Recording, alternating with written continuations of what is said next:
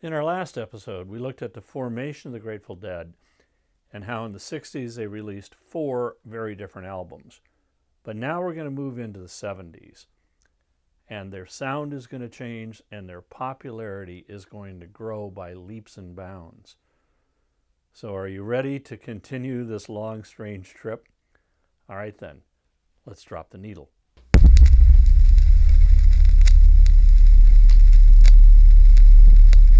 At the start of the 1970s, Jerry Garcia makes a decision that will change the entire musical direction of the band. He gets together with a lyricist, Robert Hunter, and they start writing songs together. And he develops a very close friendship with Crosby, Stills, and Nash. And the stuff they are doing with harmonies greatly affects Jerry as well. And he wants to incorporate some of that into the sound of the Grateful Dead. So when it came time to record a new album, Jerry was still thinking about how much money they had still owed Warner Brothers, and he did not want to repeat that. So he said, if we go into the studio, we got to get this album done in 3 weeks.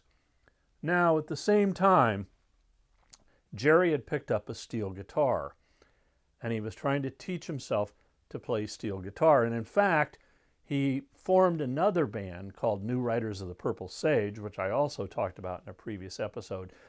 And the New Riders of the Purple Sage originally had Jerry Garcia playing steel guitar for them. This was a way for Jerry to learn how to play steel guitar outside of the Grateful Dead.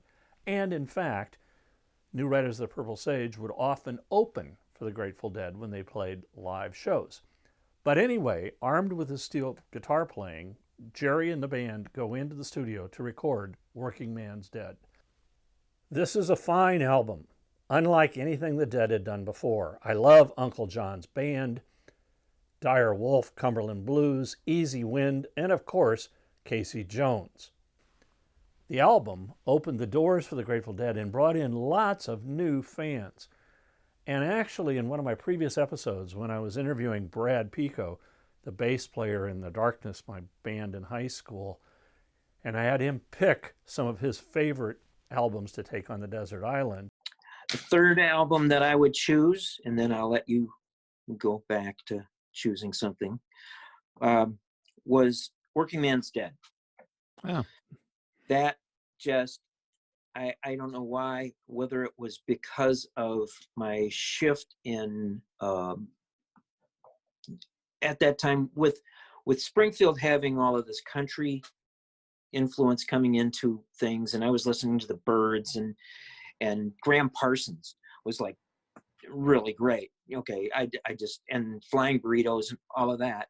But when the Dead came out with Working Man's Dead, it just, something clicked, and then all of a sudden there's American Beauty right behind it. And that was a very, formative point in my life.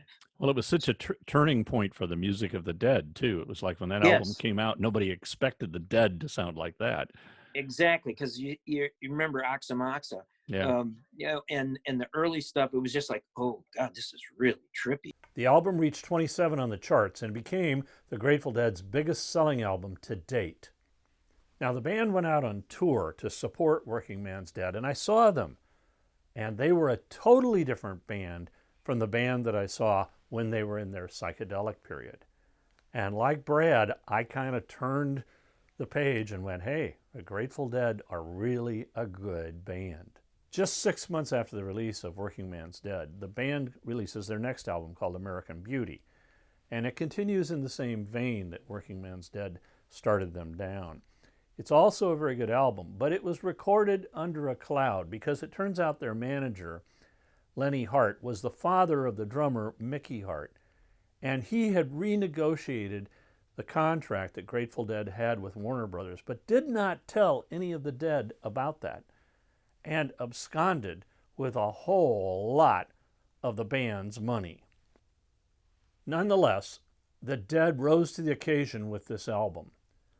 There's not a bad track on the record. I really like Box of Rain, Friend of the Devil, which was co-written by Garcia, Hunter, and John Dawson of the New Riders of the Purple Sage. Sugar Magnolia is a good song, and then there is Operator. the only song on any Dead album to have been written and sung by Ron Pigpen McKernan. On side 2, there's Ripple, Till the Morning Comes, and the song that I played all the time on my FM radio show in Los Angeles, Truckin. The album hits number 30 on the charts. The band continues to tour, and their live shows are becoming nothing short of amazing. In September 1971, the band releases their second double album, and again, it's a live album. And it's called Skull and Roses, which is the first time they had used that imagery in association with the Grateful Dead. But that's not what the band wanted to call the album originally. They wanted to call it Skull. Obviously, the record company rejected that idea for the title of the album, and the album was released as we know it today. There are only 4 originals on this record: Bertha, the Great Playing in the Band, The Other One, and Wharf Rat. They cover Merle Haggard's song, Mama Tried, and Chuck Berry's Johnny Be Good. And the album ends with a 9-minute medley of Not Fade Away, Going Down the Road Feeling Bad. Continuing their streak of hit records, this double album hits 25 on the charts. And you can see what's happening. The Dead are comfortable putting out live albums. And when they do, it's generally double live albums. And they're good. But they're also getting much, much better in the studio, as witnessed by Working Man's Dead and American Beauty. Mickey Hart leaves the band after the debacle of his father stealing their money. And then the band recruits 2 new members, pianist Keith Godchuk and his wife, vocalist Donna Jean. At the time, Ron Pigpen McKernan's health is deteriorating fast.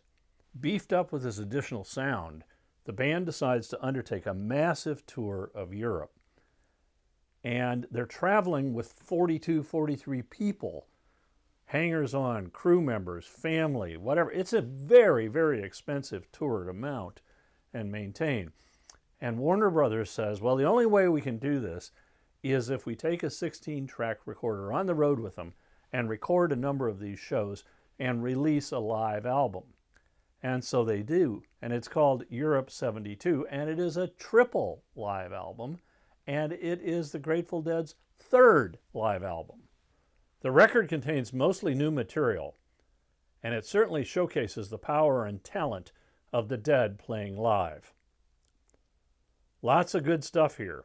I like Cumberland Blues, One More Saturday Night, Jack Straw, The Great I Know You Writer, Brown Eyed Women, Ramble on Rose, Sugar Magnolia.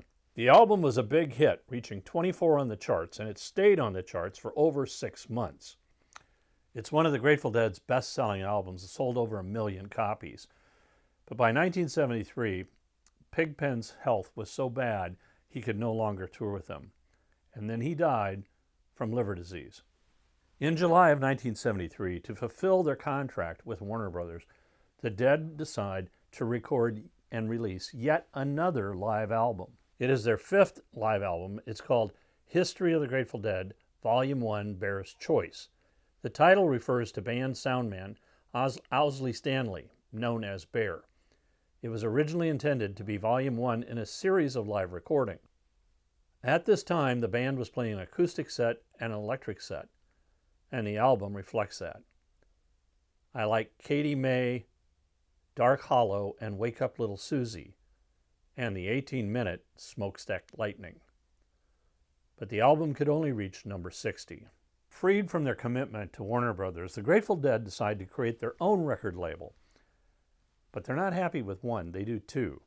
The first one is called Grateful Dead Records, and the second one is Round Records, which was formed to release solo albums from each of the Dead members who wanted to record. Both these labels lasted for only 4 years. The first album to come out on Grateful Dead Records in 1973 is Wake of the Flood. It's the first album without Ron Pigpen McKernan and with Keith Godchuk's jazz influences all the more prominent on this record. 2 singles were released: Let Me Sing Your Blues, backed up with Here Comes Sunshine, and then Eyes of the World, backed with Weather Report, Part 1.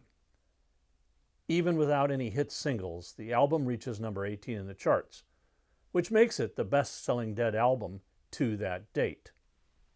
The band's old label, Reprise, decides to cash in and release some old material called Skeletons from the Closet, but it doesn't sell very well. Now, as usual, I've created a Spotify playlist where you can listen to some of the songs that I've talked about in this episode. And here's the link, and I'll also put it in the comments below. Between 1970 and 1973, the Grateful Dead lose two members, Mickey Hart and Ron Pigpen McKernan. And they add new members. And they record some great studio albums and a whole lot of live albums. But, you know, it's a long, strange road that the Dead is on. And it's just going to keep getting weirder as we look forward in the next episode. So thanks for watching. Keep rocking until next time. If you liked this episode, hit the like button. And you can also leave me a comment down below, and I'll respond to you. If you subscribe, we'll let you know when future episodes come out.